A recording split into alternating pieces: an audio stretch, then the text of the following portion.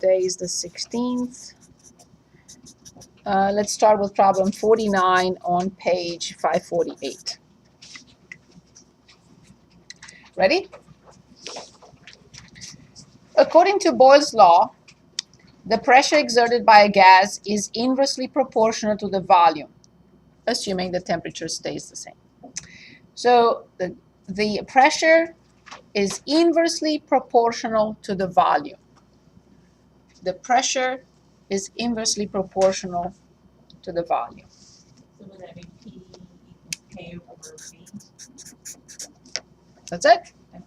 Let's read on. If a gas exerts a pressure of 1,250 pounds per square inch, 1,250 pounds per square inch, when the volume is 2 cubic feet,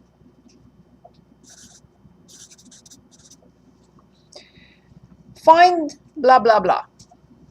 But I can move on to read the whole thing and find out what I need to determine before I do what? Yes, I have to find K. So the information is given just to help us find K. So 1250 equals K divided by 2. In order to find K, I will have to both sides by 2. Very good. So then I have 125 times 2 is 250, right? 2500, right? I must write the equation now by putting K back in it. So P equals 2500 divided by V. This is the relationship between P and V forever. Now I'm told what happens if the pressure is 800. Find the volume. So now the pressure is given to us as being 800. Of course, pounds per square inch. Find the volume. So 800 equals 2500 divided by V. I mentioned this to you. We will get to these types of equations a little bit later in detail. But always look at it, in this case, as a proportion. This is very important to remember. A divided by B equals C over D is a proportion. What is a proportion again? A fraction equals another fraction. If something else follows here or follows here like this is not a proportion anymore. One fraction line on the left-hand side, one equal symbol, of course, and one fraction line on the other side is a proportion. These are very convenient equations to solve because I can always cross-multiply. Only in a proportion I'm allowed to cross-multiply. So then A times D equals B times C. So then I will cross-multiply, and I get 800V equals 2500. Of course, I'll simplify both sides by 100 and just have V equals 25 over 8. And I have to write the measurement unit. And yes, I can divide. But the measurement unit is,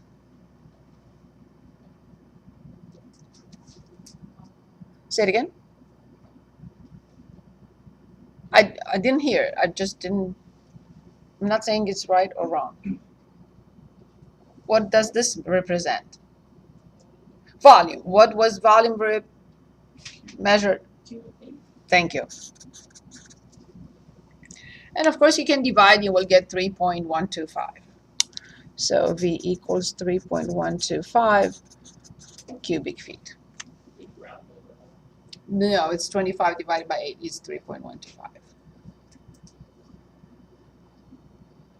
Yes, please. When I did number 26 on page 540, 26 on 5. 548.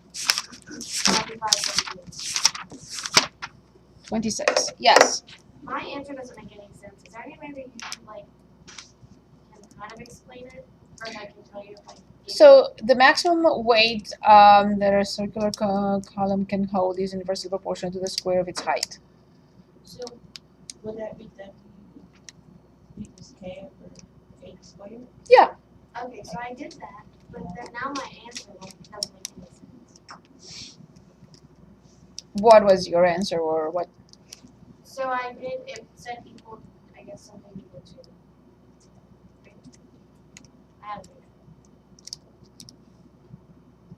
So it can equal 2 times, so that would be the weight, equals k over 8 squared, correct? Yes. And then k I got equals 128. I have not solved the problem. Okay. I don't know, maybe it just doesn't make any sense to me, because my weight went down. My weight went down too. Okay.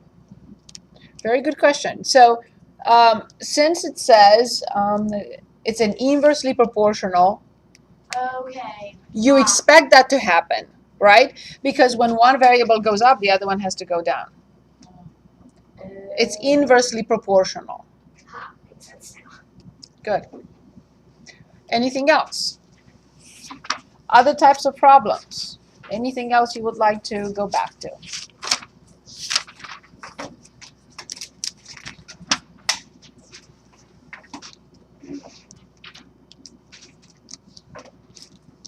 Yes, please.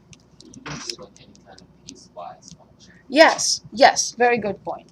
Let's say 56. I'm not sure. I can't remember exactly which problems we did, but maybe you can direct me. Did we do 41, 42, 56, 57 on page 548? Any of those? We did 41 on 540. Okay. Did we do 42? Okay, so let's do 42 then. Is that okay? Unless you have a preference. Okay, let's do 42.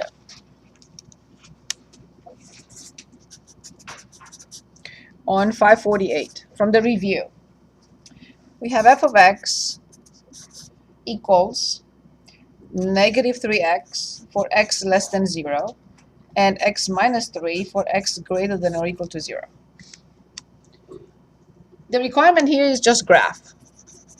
Graph this function. What do I have to do first when I'm asked to graph a function?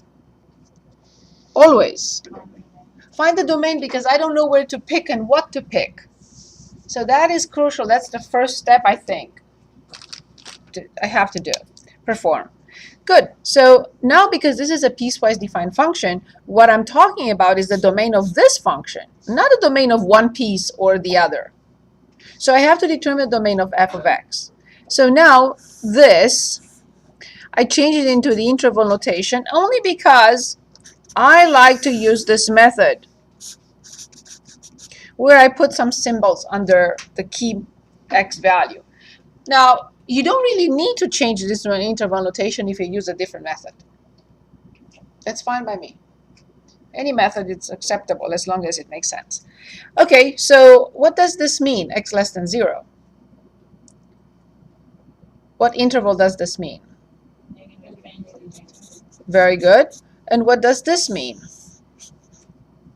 0. With a bracket. Now, maybe in a way it's easier to look at these two and say, oh, I know the domain of this function is what? Yes, do you agree? Because we have everything to the left of 0. We have 0. 0 is in the domain. And everything to the right-hand side of 0. So therefore, the domain of function f is indeed all real numbers. So now I know that I can put in the chart everything I want. What value is the key value here? Everything is important, but which one is the key value? 0. Right. The reason is because this function f changes from this expression to this expression at 0. So something very major happens there. So 0 is the key. Because I see a parenthesis facing this way, under 0, I will put that in.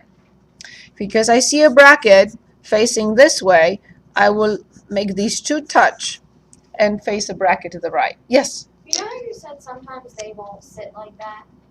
Yeah, it depends Can on we the flip them domain. ourselves? Like, can we flip them so they are kind of, like this one goes that way, but if it was the other way, could you flip it this way? Yeah, you can rewrite the function if you want to, but there is no need if you're using this, because you are going to write it here anyway. Oh, yeah. But it's fine, of course. So x less than 0, to the left-hand side of 0, I have to use this function. X greater than or equal to 0, to the right-hand side of 0, I will be using this function. Now I'm asking myself, well, what functions are these? Because for now, up till now, I've studied 4 different functions. The absolute value function, the linear function, the quadratic function, and the square root function. So which one are these? They're linear. So I know it's the easiest possible graph, and I need 2 points on both sides.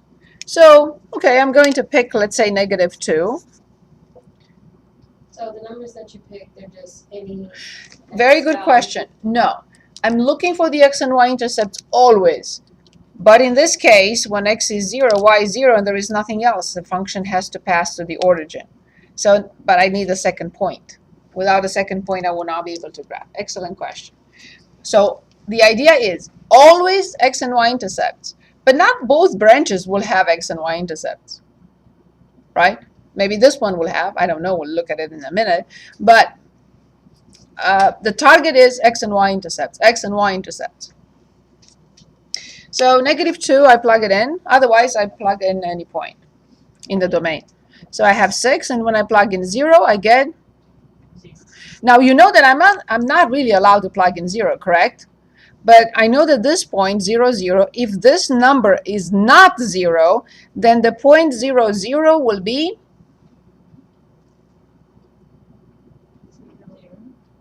an open point, Oh, right?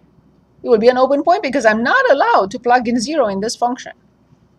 But if this happens to be 0, then it will be a full point because it's the same left or right. So now let's plug in 0. And of course, I'm not going to plug in 2 or 1 because 2 or 1 do not make this 0. So the key value here is definitely 3 because 3 minus 3 will be 0. So that's an x-intercept. I'm sorry, a y-intercept. And of course, x-intercept. So when x is 0, how much is y? -3. So therefore, 0, 0 will be an open point. 0, -3 will be a full point. Agreed? Okay. So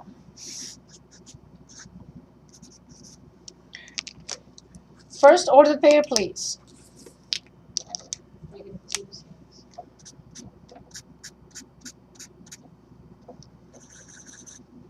0, 0.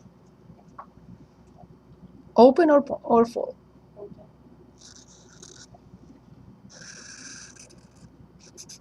Am I allowed to extend this line to the right? no. That's it. It's only between 0 and -infinity and 0. That's it. Now I'm on the other side. 0, -3. Is this a full point? And then 3, 0. Is this a full point? Of course, it's in the middle. So this is function f of x. I am going to ask you about the range of this function, please.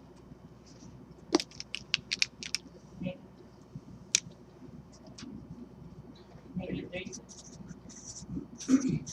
Finally got one right. Good. Anything else? Now, what if the open point was -3 and the closed point was at 0, 0? Yeah, then this would have been closed and it would have been open. And then what would have been the range then? Wait, The range would have been with a parenthesis. so it still would have been negative. Yes, from -3. Yeah, from -3 to infinity. But it would have been, the range would have been with parentheses because -3 is not really on the graph. Good, very good question. Anything else that you would like to go back to? What was the domain of this one? All your numbers. That's why we put in the chart everything from -infinity to infinity. I would like us to work on this. Open notes, open book.